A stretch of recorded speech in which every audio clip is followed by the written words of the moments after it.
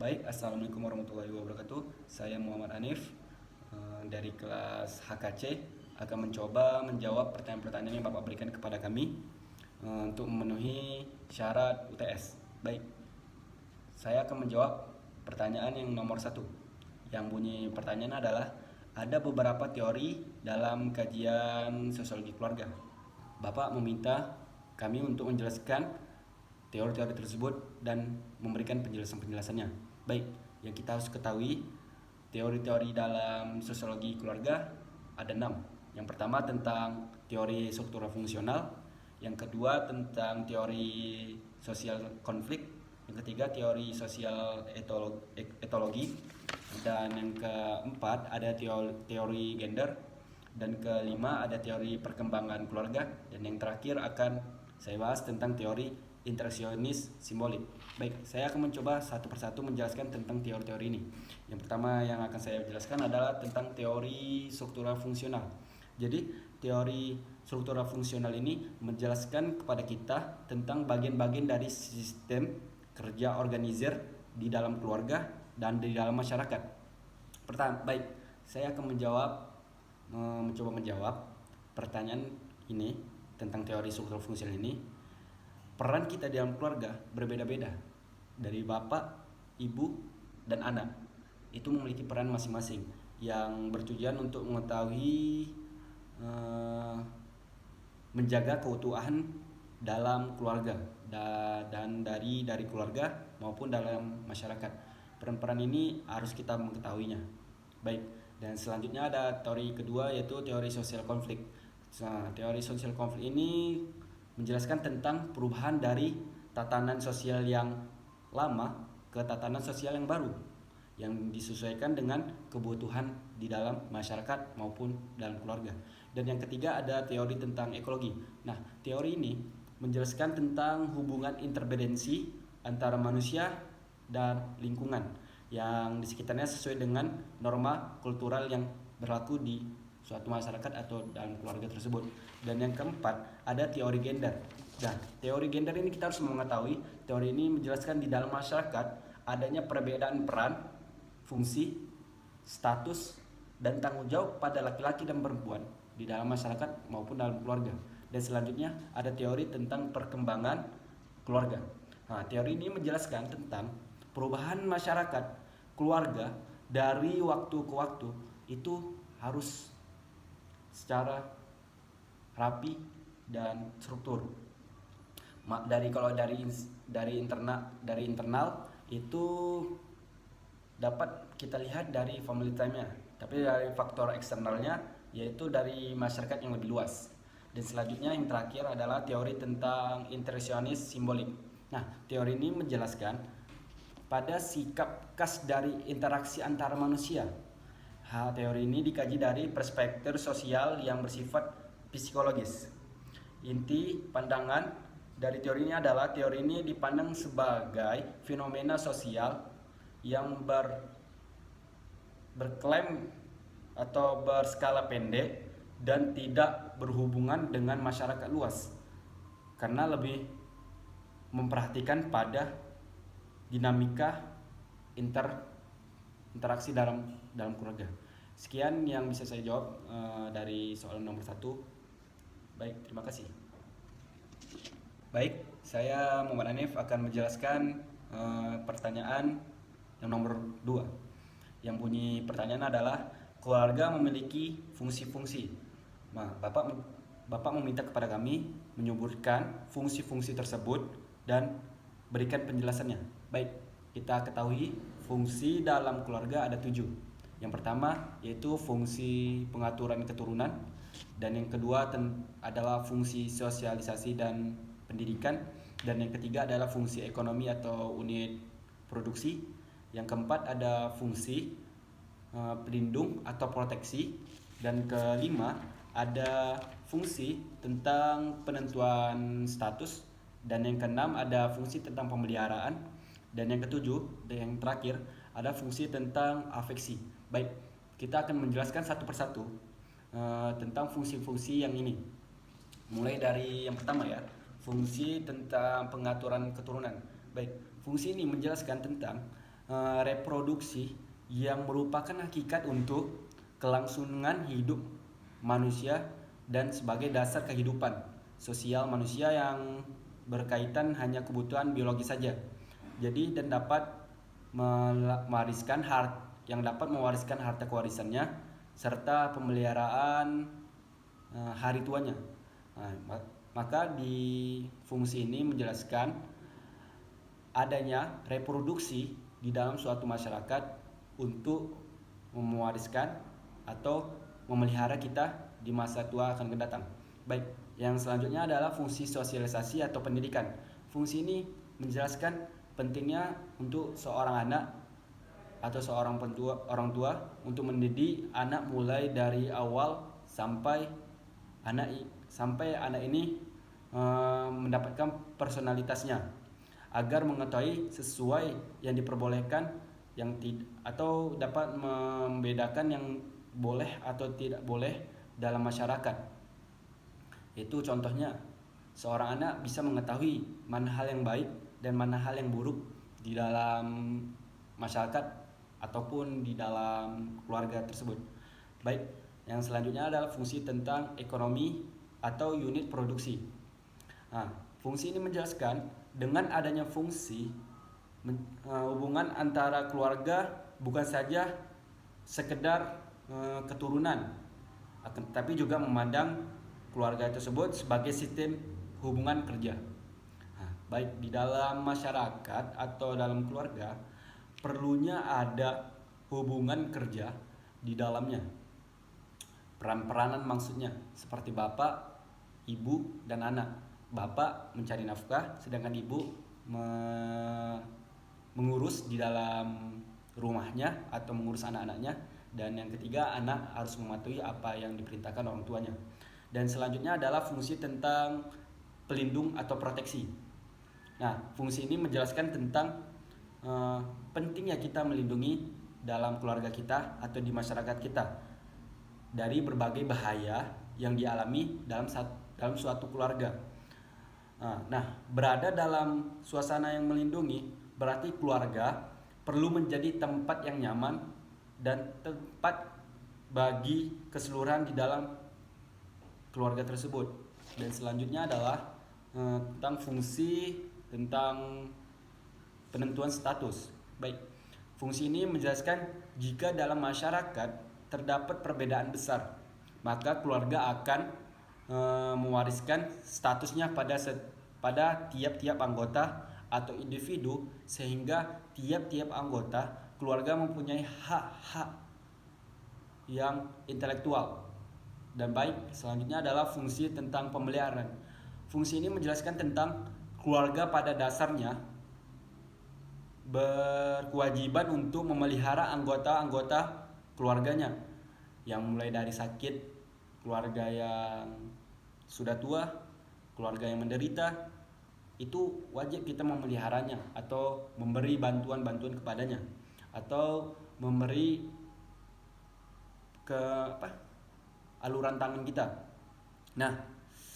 Fungsi ini seiring berjalannya waktu ke zaman yang modern seperti ini, fungsi pemeliharaan ini bisa dipindah alihkan kepada contohnya rumah sakit.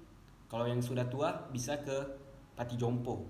Baik, yang terakhir saya akan menjelaskan tentang fungsi afeksi. Fungsi ini menjelaskan tentang hubungan sosial terjadi dengan adanya kemesraan. Salah satu kebutuhan manusia adalah saling kasih sayang atau memberikan rasa cinta di antaranya. Baik, sekian, terima kasih. Assalamualaikum warahmatullahi wabarakatuh.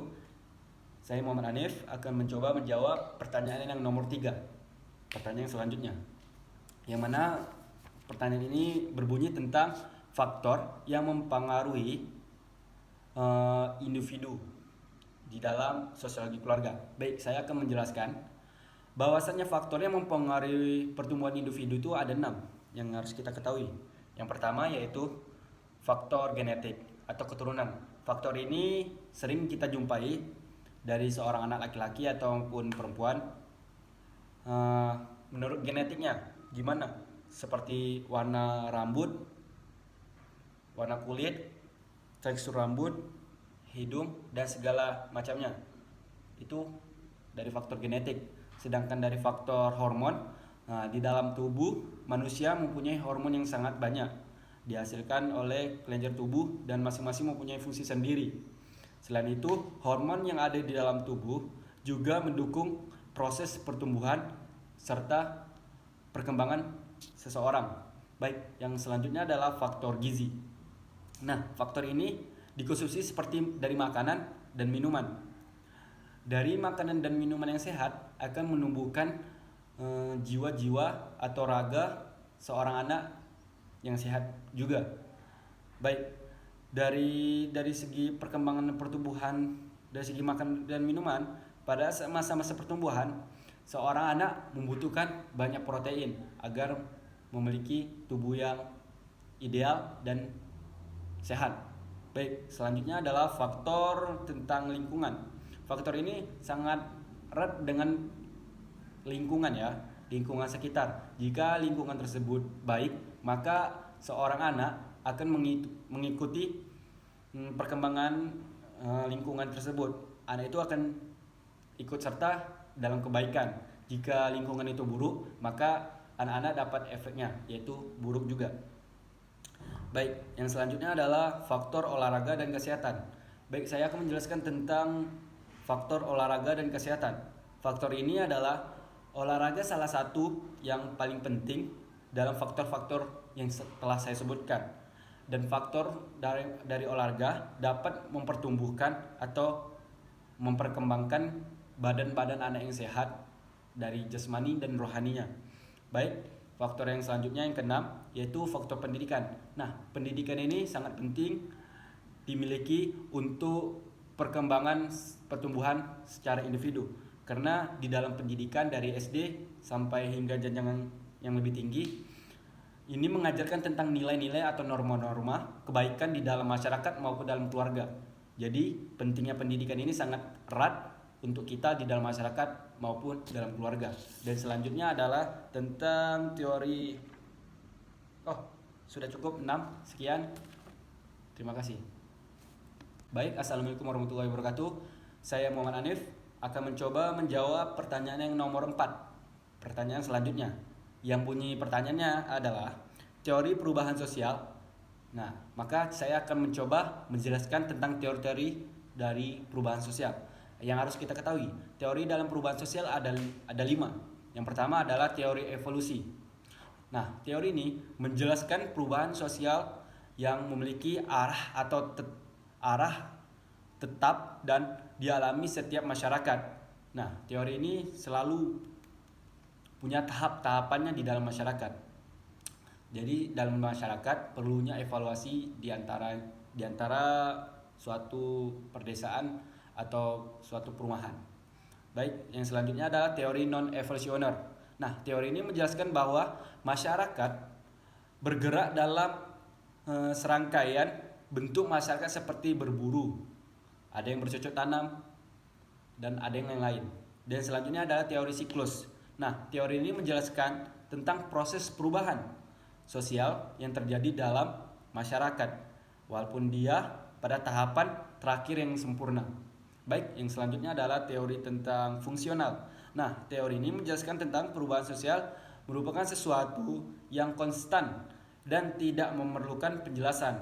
Karena perubahan sosial bisa saja mengacu dari suatu keseimbangan dalam masyarakat dan menerima perubahan yang menguntungkan atau bermanfaat untuk masyarakat. Sedangkan bagi perubahan yang tidak bermanfaat, maka perubahan tersebut tidak akan dipakai.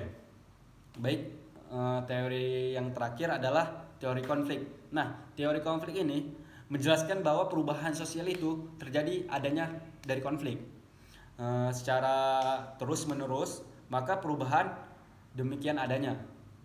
Baik, sekian, terima kasih. Wassalamualaikum warahmatullahi wabarakatuh.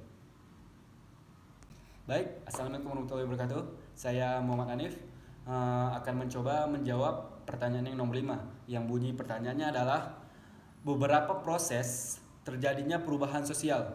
Nah, Saya akan mencoba menjelaskan dan menyebutkan beberapa proses tersebut.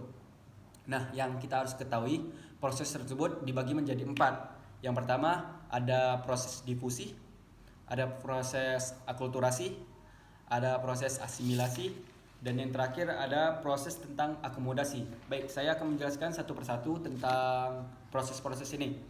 Baik, yang pertama adalah proses difusi. Nah, proses ini terjadi suatu proses penyebaran unsur-unsur kebudayaan yang meliputi ide-ide, keyakinan, hasil-hasil kebudayaan, dan sebagaimana dari individu-individu lainnya, dari suatu golongan ke golongan lain, atau dari suatu kelompok ke kelompok yang lain. Baik, yang selanjutnya adalah proses dari akulturasi. Nah, proses akulturasi ini timbul apabila suatu kelompok manusia dengan suatu kebudayaan tertentu dihadapkan dengan unsur-unsur kebudayaan asing diterima dan diolah ke dalam kebudayaan tersebut sampai menghasilkan sifat khas kepribadian kebudayaan tersendiri. Baik, yang selanjutnya adalah proses asimilasi. Nah, proses asimilasi menjelaskan adanya timbul apabila terdapat golongan-golongan manusia yang mempunyai latar belakang kebudayaan yang berbeda-beda, saling berinteraksi dan bergaul satu sama lainnya. Sifatnya khas menjadi unsur-unsur kebudayaan yang baru, yang berbeda dengan aslinya. Dengan demikian akan muncul kebudayaan baru yang merupakan kebudayaan campuran yang berawal dari kebudayaan yang aslinya. Baik, dan yang terakhir adalah teori tentang proses tentang akomodasi. Baik, proses akomodasi adalah proses yang diartikan sebagai suatu pengertian yang digunakan oleh para sosiologi untuk mengembangkan suatu proses dalam hubungan-hubungan sosial yang sama artinya dengan pengertian adaptasi yang digunakan oleh ahli sosiologi untuk menunjuk pada suatu proses di mana makhluk hidup menyesuaikan diri dengan alam sekitarnya atau lingkungan sekitarnya. Dan proses akomodasi ini menjelaskan tentang yang ada keseimbangan dalam hubungan sosial antara perorangan atau kelompok-kelompok dengan norma-norma dan nilai-nilai yang berlaku dalam masyarakat. Sekian yang bisa saya sampaikan, kurang lebihnya mohon dimaafkan. Wabillahi taufiq wal hidayah. Wassalamualaikum warahmatullahi wabarakatuh.